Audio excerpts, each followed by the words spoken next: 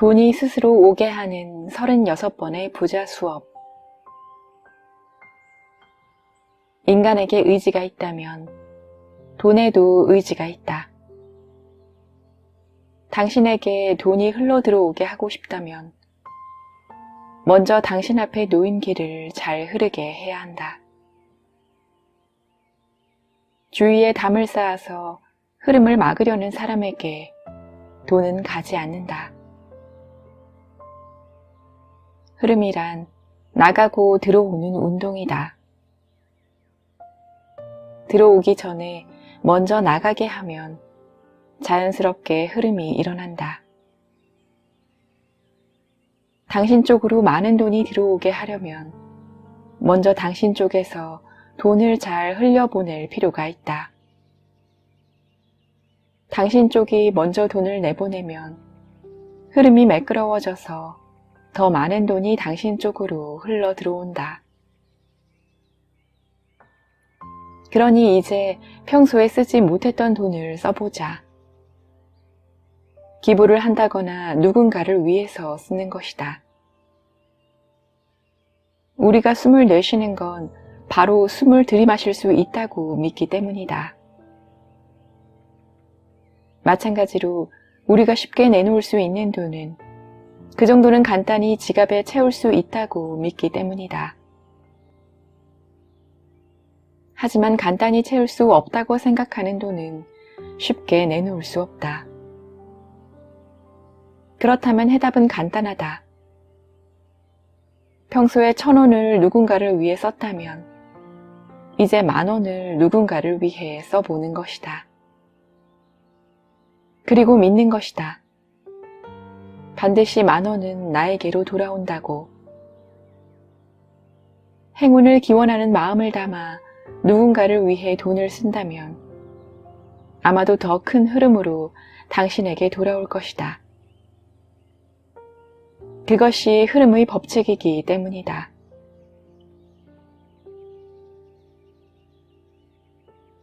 돈이 없다고 말하는 사람 대부분은 이미 상당한 양을 가지고 있다. 돈이 없어서 여행을 갈 수 없는 게 아니라 당신이 돈을 사용하는 우선순위에서 여행이 후순위로 밀린 것뿐이다. 즉, 해외여행을 갈 수 없는 게 아니라 가지 않는 것이다. 당신이 스스로 가지 않는다고 선택한 셈이다. 갈 수 없다는 세상에 휘둘려 사는 관점, 가지 않는다는 스스로 세계를 움직이는 관점이다. 당신은 해외여행을 갈 수 있을 만한 돈을 가졌지만 다른 곳에 쓰겠다고 결정했을 뿐이다. 그러니 돈이 없다는 입버릇은 이제 그만. 사실은 돈이 있다. 게다가 쓸 곳도 스스로 결정할 수 있다. 축하한다. 당신이 돈의 지배자라는 사실을 깨달은 것을. 요즘 시대는 모든 수입이 임시 수입이다. 누구도 늘 정기 수입이 들어온다는 보장은 없다. 대기업에 다닌다 해도 갑자기 구조조정을 하면 다음 달부터 수입이 없어질지도 모른다. 미래가 불확실해진 것이다. 애초에 임시 수입이란 돌발적으로 들어오는 것이기에 돈이라는 외피를 쓸 시간이 없는 수입도 많다. 어머니가 갑자기 50만 원을 보내시지는 않아도 갑자기 고구마를 붙여줄 수는 있다. 돈이란 포장은 없지만 그 또한 멋진 임시 수입이다. 돈 말고도 수입이라 인정한다면 임시 수입은 더 늘어난다. 어머니가 보내온 고구마, 선배한테 얻어먹은 점심, 친구에게 선물 받은 티셔츠, 갑자기 들어온 이런 수입에서도 풍족함을 느껴보자. 고기도 고구마도 돈이다. 돈 이외의 것도 수입이라 의식하는 연습은 수입의 입구를 넓히는 연습이 된다. 돈에 대한 고정관념을 버릴 수 있고 돈 이외의 수입에도 민감해져서 당신은 더욱 풍족해질 것이다. 인간은 한 가지 생각에 푹 빠지면 다른 생각을 하지 못한다. 그러니 당신을 가슴 두근거리게 하는 단어를 머릿속에서 한가득 끌어내보자. 인간은 한 가지밖에 생각할 수 없으니까 가슴 두근거리는 뭔가를 상상하는 동안은 그 말밖에 떠오르지 않는다. 흰 종이를 앞에 두고 가슴 두근거리게 하는 단어를 가득 적어보자. 마음속에 감추어진 말들을 끌어내는 것이다. 가슴을 두근거리게 한다면 480억이라는 말도 좋다. 왜 480억인지 그런 건 생각하지 않는다. 그냥 가슴 두근거리게 하는 말이면 뭐든 쓰는 것이다. 에르메스 백이라는 말을 쓸 때 당신은 에르메스 백만을 상상한다. 그때 에르메스 백 살 돈이 없다는 사실은 생각하지 않는다. 좋아하는 말만 쓰면서 가슴 두근거리다 보면 금방 다른 말이 떠오를 것이다. 맥락도 없이 갑자기 480억이라는 단어가 튀어나오기도 한다. 이처럼 살 수 없다라는 부정적인 사고가 일어나기 전에 다음에 가슴 두근거리는 단어를 떠올리면 당신의 사고는 계속해서 긍정적인 상태를 유지할 수 있다.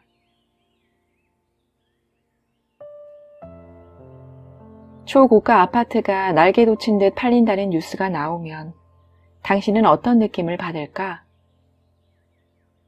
부자라서 좋겠다라고 남의 일처럼 생각해서는 안 된다. 당신도 언젠가는 그런 곳에 살 수 있을지도 모르니까.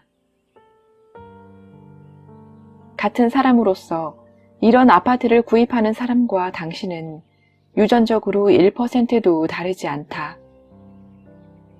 다를 바 하나도 없다.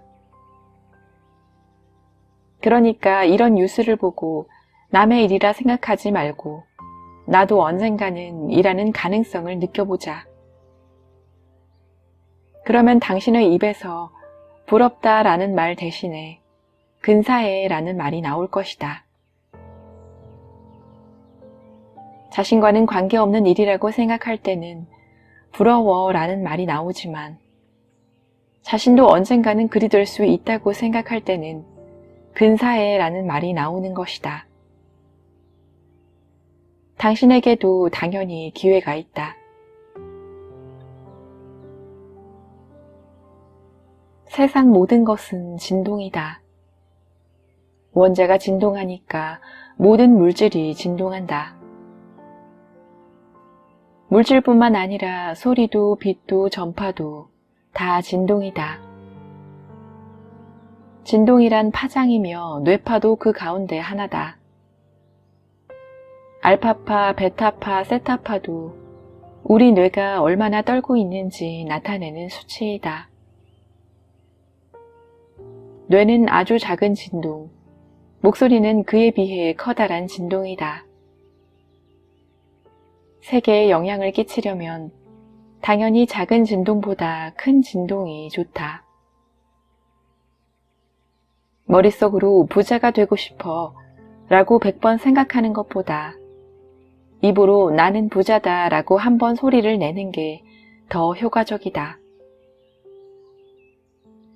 부자라서 다행이야를 입버릇으로 삼아보자. 부자와 가난뱅이의 기준은 다른 사람이 정하는 게 아니다. 그걸 정하는 건 늘 당신 자신이다. 남의 눈도 당신이 선택한 남이 바라보는 관점이다. 이 코칭은 이 책에서도 가장 효과가 뛰어난 비책이다. 그러니 입버릇이 되도록 늘 중얼거리자. 입버릇은 상상보다 더 빨리 세계를 바꾼다. 뇌파보다 음파 진동수가 더 커서 세계에 더 강한 영향을 주기 때문이다. 우리는 돈 그 자체를 좋아하는 게 아니라 돈을 쓰는 게 좋아서 손에 넣으려 한다. 그런데 무작정 돈을 손에 넣는데 온 힘을 쏟고 있다. 장어 먹는 걸 좋아하다가 갑자기 장어를 모으는데 온 정신을 다 팔아버린다면 어떻게 될까? 장어는 썩어버린다. 당신은 모으는 것보다 쓰는 걸 좋아하면서도 어느 순간부터 모으는 데에만 혈안이 되어 있다. 이것을 원래대로 돌려놓아야 한다. 오늘 하루 웃으면서 마음껏 돈을 써보는 것이다. 쓰는 것이 본래 목적이니 기쁜 표정으로 돈을 사용해보자. 우리는 돈을 쓸 때 대체로 뚱한 표정을 짓거나 찡그린다.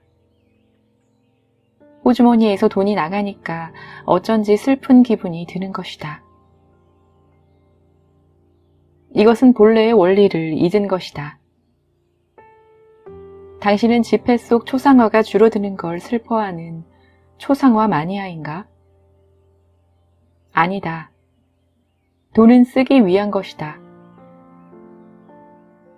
돈을 사용할 때마다 내 손에서 벗어난다 라는 부정적인 생각을 하지 않는 연습을 해보자.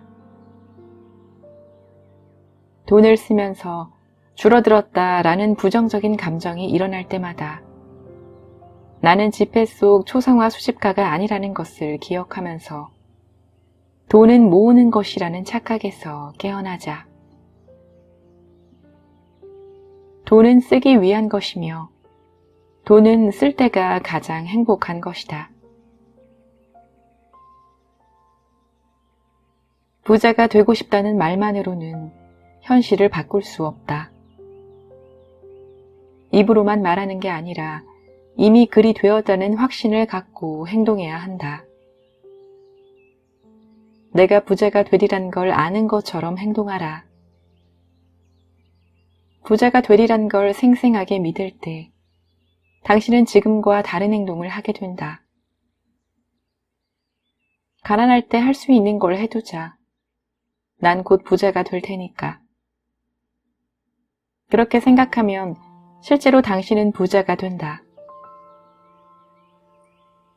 이탈리아에 가기 전 공항에서 파스타를 먹지 않듯 당신은 트러플을 먹고 싶어 하는 대신 간장에 밥을 비벼 먹고 싶어질 것이다.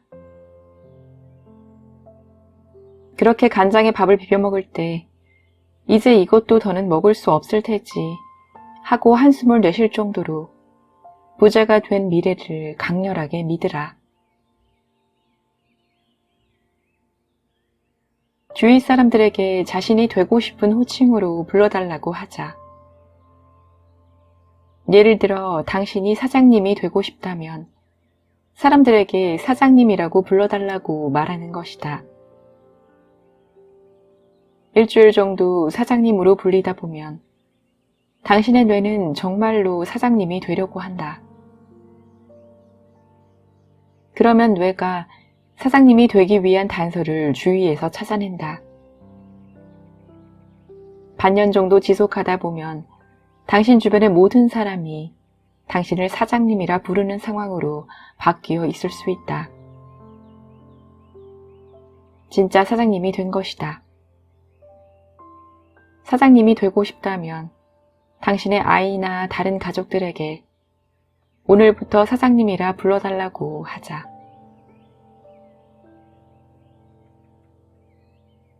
돈을 모으면서도 늘 돈 걱정을 하는 당신은 가난뱅이 바보 증후군에 걸린 것인지도 모른다.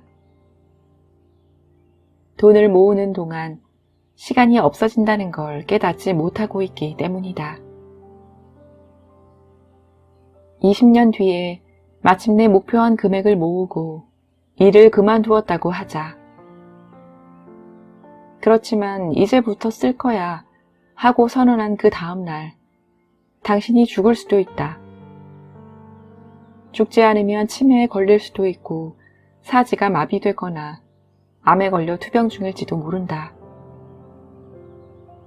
사지를 못 움직이는데 동남아 여행을 갈 수 있을까? 치매에 걸려서 해외여행을 갔다 와봐야 돌아오자마자 다 잊어버릴 건데 즐거울까? 다시 한번 기억하자. 돈은 모으기 위한 게 아니라 쓰기 위한 것이다. 지금 모아둔 돈으로 3년 정도 살 수는 있는데 3년 후에 일자리가 없으면 어쩌나 걱정하는가? 3년 후의 일은 3년 후에 생각하면 된다. 당신은 제대로 계획을 세워 돈을 모아야 한다고 생각하지만 그렇게 계획을 세우는 동안 죽을 수 있다. 당신 마음속에서 모으는 기간을 끝내고 쓰는 시간으로 바뀌는 건 언제인가? 30년 후인가? 그때는 해외여행 갔다가 돌아와서 여행 간 사실도 다 잊어버린다. 해외여행의 추억을 고스란히 간직할 수 있을 만큼 정신이 또렷한 내일, 여행을 떠나라. 당신 안에 숨은 용기를 찾아내서 쓴다 라고 선언하지 않으면 돈을 모으기 위해 태어난 인생이 되어버린다. 당신 돈이니까 당신이 써야 한다. 당신도 언젠가는 죽는다. 모으는 게 중요한 일일지는 모르지만 쓰는 것이 더 중요하다. 그렇지만 이라고 말하려는 그 사고를 끊어버리기 위해서라도 다음날 해외여행을 떠나라. 꼭 외국이 아니어도 괜찮다. 그냥 최고급으로 예약하고 지방으로 여행을 한번 가보는 것이다. 이 코칭의 포인트는 생각의 변명을 끊어버리는 것이니까. 계획 없이 가본다. 아니면 돈을 모으기 위해 못하고 있던 일을 무엇이든 해보라.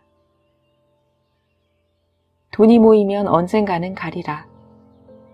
그런 생각을 한다면 아마 언제까지고 못 갈 것이다. 언젠가는 영원히 오지 않을 테니까. 당신이 어서 빨리 모으는 쪽에서 쓰는 쪽으로 돌아서기를 빈다. 지금부터 돈에 대해 차가운 태도를 취해보자. 당신 의식 속에서 돈이 아주 대단한 존재로 생각되다 보니 돈이 당신에게 거들먹거리는 것일 뿐이다. 의식 속에서 돈에 대해 차가운 태도를 가진다면 그만큼 장벽이 낮아지게 된다. 그림의 떡으로 보이는 돈에 대해 철저하게 차가운 태도로 대하다 보면 먹을 수 있는 떡으로 보이기 시작한다. 당신 무의식 속에서 돈에 대한 관념이 바뀌어 먹을 수 있는 떡이라는 인식이 일어나고 결국에는 현실에서 돈이 손에 들어오는 상태가 된다. 돈에 대해 차가운 태도를 가지는 방법은 돈이냐 아니면 다른 것이냐를 선택해야 할 상황에서 무조건 돈이 아닌 걸 선택하는 것이다. 예를 들어 야근을 하면 돈을 더 주겠다고 하는 상황이라면 돈이냐 가족이냐를 선택해야 하는 경우니까 돈이 아닌 쪽을 선택한다. 돈을 무시하는 것이다. 이 요령을 깨닫게 되면 여태까지 자신의 선택이 늘 돈을 대단한 걸로 받들어 모셨다는 사실을 알게 된다. 돈 때문에 자존심을 버리고 돈 때문에 가족마저 희생하고 돈 때문에 자신이 원하는 행복한 시간을 갖지 못했을 것이다. 이제는 거들먹거리는 돈에게 쓴맛을 보여줘야 할 때이다.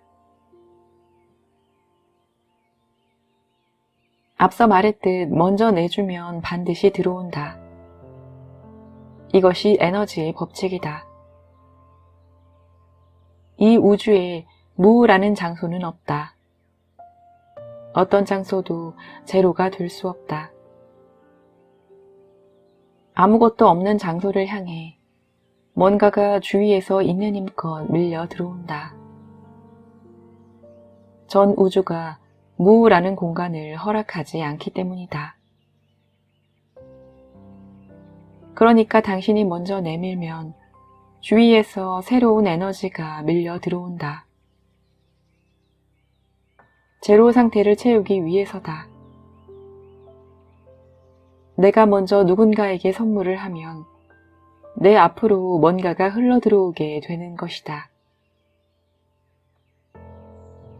이때 선물은 생판 모르는 남에게 하는 것이 더 좋다. 당신이 가족에게만 선물을 할 때 당신은 선물이라는 건 가족에게 받는 것이라고 스스로 정의 내리고 있었다. 그래서 가족에게만 선물을 받았던 것이다. 그런데 생판 모르는 사람에게 선물을 하면 어디 사는 누군지도 모를 사람한테 선물 받을 가능성이 있을지도 모른다는 믿음을 갖게 된다. 바로 당신 자신이 그렇게 하고 있기 때문이다. 당신의 아이디어를 한껏 발휘하여 모르는 사람에게 선물을 해보자. 생각지도 않았던 곳에서 돈이 들어올 가능성을 믿게 될 것이고 그것이 현실이 될 것이다. 계속해서 자신이 부자가 된 이미지를 떠올리다 보면 좌뇌가 주변에서 자신이 부자라는 증거를 찾기 시작한다. 그러면 부자가 될 수 있는 단서도 함께 찾아낼 것이다. 이렇게 해서 뇌를 착각하게 하려고 우리는 부자가 되는 상상을 하는 것이다. 그런데 상상에는 한 가지 큰 약점이 있다.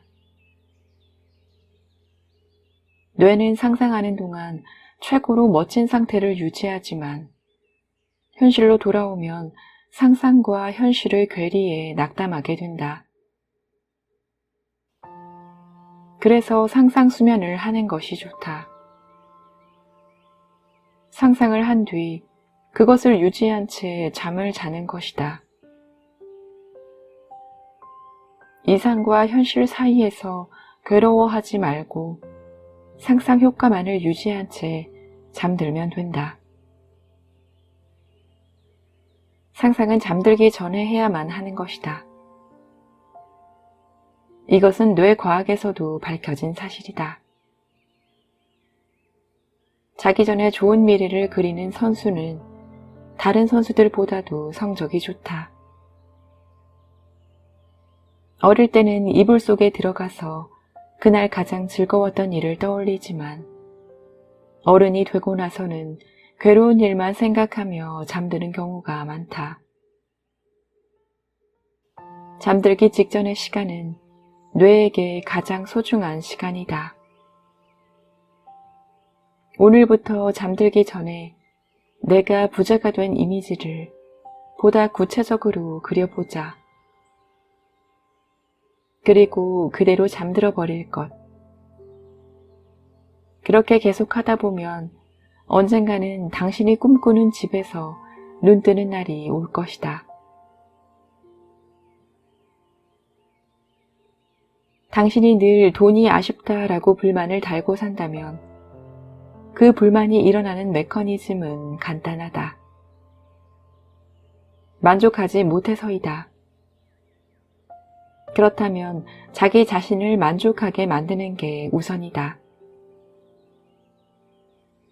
자기 희생은 타인에 대한 엄격한 태도로 나타나고 행동 하나하나에 배어나온다. 자신을 너무 억압하다 보니 남에게 다정할 수 없다. 그러니 나를 위해 돈을 쓰며 나의 불만을 먼저 해소해야 한다. 불만이 사라지면 오랫동안 억눌린 감정이 사라질 것이다. 또한 자신을 위해 돈을 쓰고 만족했다는 생각은 주위에 대해 미안한 기분을 불러일으키고 그 결과 가족에게도 다정하게 된다. 내가 이렇게 고생하는데 넌 그깟 학원에도 못 가? 라고 야단을 칠 일도 줄어들 것이다. 자신보다 쉽게 돈을 쓰는 가족에게 미움이 생기는 일도 줄어들 것이다. 그러니 월급을 받거나 돈이 생기면 자기 자신을 가장 먼저 생각해보자. 일단 인내하고 희생하는 자신의 가슴속을 싹 비워버리기 위해 나 자신을 가장 우선해본다. 후회가 홍수처럼 밀려오는 최악의 경우라도 그것이 당신 미래에 좋은 영향을 끼칠 것이다. 스티브 잡스는 말했다. 돈 모으느라 정신없이 살다 보니 돈 쓸 시간을 갖지 못한 게 후회스럽다고. 그 정도로 많은 돈을 모은 사람조차도 죽는 순간이 되어서야 비로소 돈의 마술을 깨달았다. 우리 같은 사람의 관점에서 보자면 당신은 그렇게 돈을 모으는데 시간을 들였으니 쓸 때가 왔다는 걸 깨달아야지 라고 말할 수 있을 것 같지만 본인은 그걸 깨닫지 못한 것이다. 그만큼 모으기에서 쓰기로 바꾸는 데는 용기가 필요하고 그 타이밍을 맞추기도 힘들다. 인간은 원래 그렇다. 누구든 미래에 대한 불안 때문에 소중한 지금을 희생하기만 한다. 미래라는 불안에 계속 영향을 공급하면 그 불안은 점점 더 크게 자랄 것이다. 앞으로 무슨 일이 있을지도 몰라. 더 모아야 해. 불안을 고리로 해서 저축액만 늘어난다. 쓰지를 못하는 것이다. 모으기에서 쓰기로 의식을 조금씩 바꾸기 위해 이런 방법을 권한다. 내일 갑자기 돈 가치가 없어질지도 모른다고 생생하게 이미지를 떠올려 보자. 내일 가치가 없어진다고 하면 당신은 지금 당장 돈을 쓰고 싶어질 것이다. 그러면 돈을 쓰는 기쁨이 점점 커진다.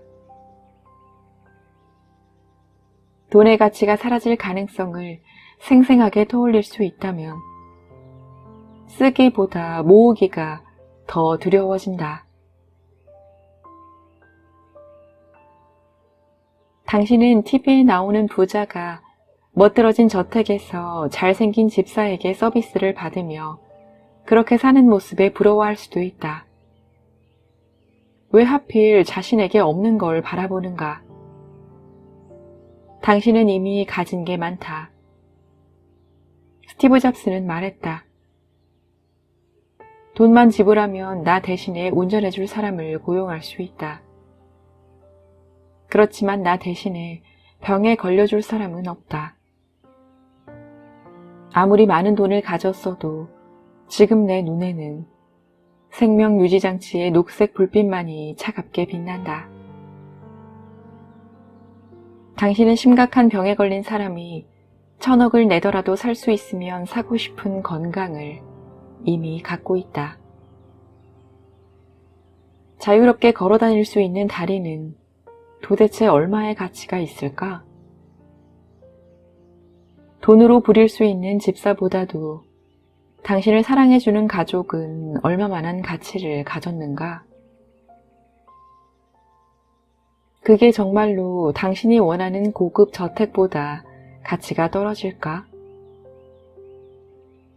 하나하나 내 주변의 존재들에 대해 그 가치를 매겨보자. 즐겁고 유쾌하게 내 주변을 감사함에 가격을 매겨보다 보면 금세 자신이 얼마나 부자로 살아가는지 깨닫게 될 것이다. 인간의 욕망은 끝이 없다. 초등학생 시절에는 5,000원만 있어도 부자였다. 하지만 크면서 그 기준이 점점 더 높아졌다. 이 기준에는 끝이 없다. 그럼 부자란 무엇일까? 더는 바라지 않는 사람을 부자라고 한다. 아직도 더 바라는 사람을 가난뱅이라고 부른다. 이 세상에서 가장 부자가 되려고 하지 않는 사람이야말로 부자이다.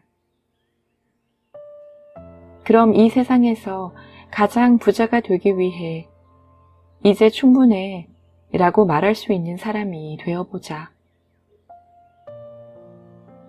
만족을 알아야 한다. 우리 주변을 잘 살펴보면 부자가 아니면서 여유롭게 살아가는 사람이 넘쳐난다. 그런 멋들어진 세계에서 우리는 왜 부자 같은 걸 바라는 걸까? 눈을 똑바로 떠보자.